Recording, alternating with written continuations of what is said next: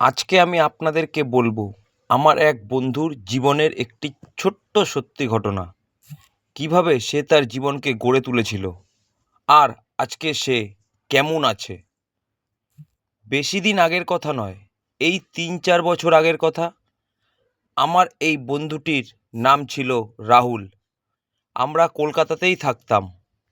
রাহুল পড়াশোনা শেষ করে চাকরি খুঁজছিল, কিন্তু ভাগ্য যেন ওকে বারবার ব্যর্থ করছিল।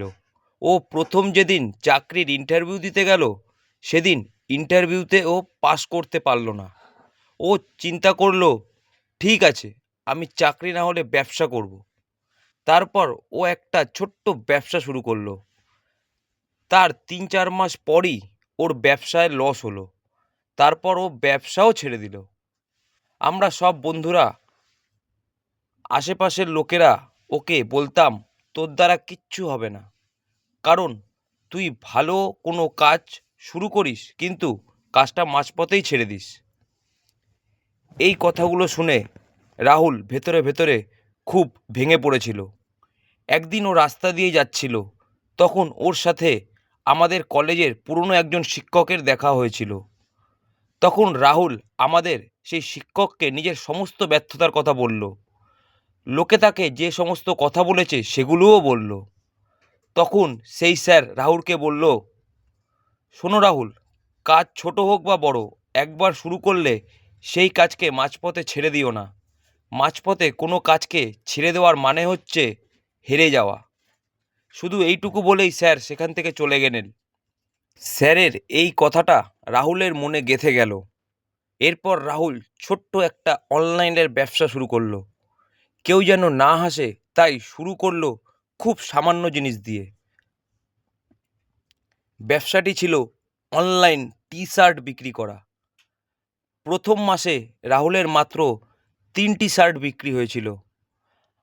আমরা সেই কথা জানার পর রাহুলকে বললাম, মাত্র ১ মাসে ৩-৪টে শার্ট বিক্রি হয়েছে, এতে কি হবে? কিছুই তো হবে না, ছেড়ে দে, এই ব্যবসা করতে হবে না। রাহুল আমাদের সেই কথা শুনে কোনো গুরুত্ব দিল না। ও মনে মনে ভাবলো, যাই হোক না কেন, আমি যখন শুরু করেছি, এবার আমি পিছনে সরব না, আমি এই কাজই করব। তারপর সে শার্টের নতুন নতুন ডিজাইন আনতে শুরু করলো।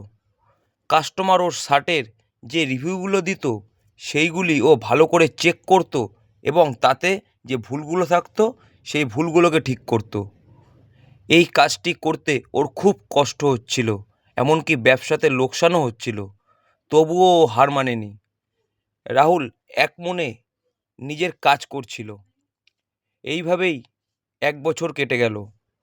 ১ বছর পর রাহুল দেখল, যে ব্যবসাকে নিয়ে সবাই হাসাহাসি করছিল সেই ব্যবসা দিয়েই এখন মাসে সে কয়েক হাজার টাকা রোজগার করছে।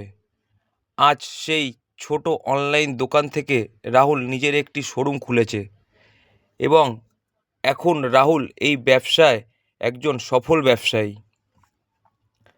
রাহুলের জীবনের এই ছোট্ট গল্পটা আমাদের শিখিয়েছিল, প্রথমেই বড় সাফল্য হয় না, প্রথমে ভুল হবে, ব্যর্থতা আসবে, কিন্তু যদি মাঝপথে থেমে যাই তবে কখনোই শেষের সাফল্য আমরা দেখতে পাবো না।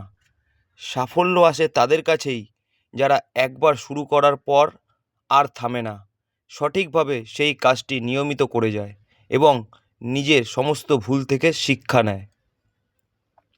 এই গল্পটির নীতিকথা হলো এই যে, জীবনে যত বাধা আসুক হাল ছেড়ো না, কারণ জেতার মানুষ সেই হয় যে শুরু করে আর শেষ পর্যন্ত লড়ে যায়।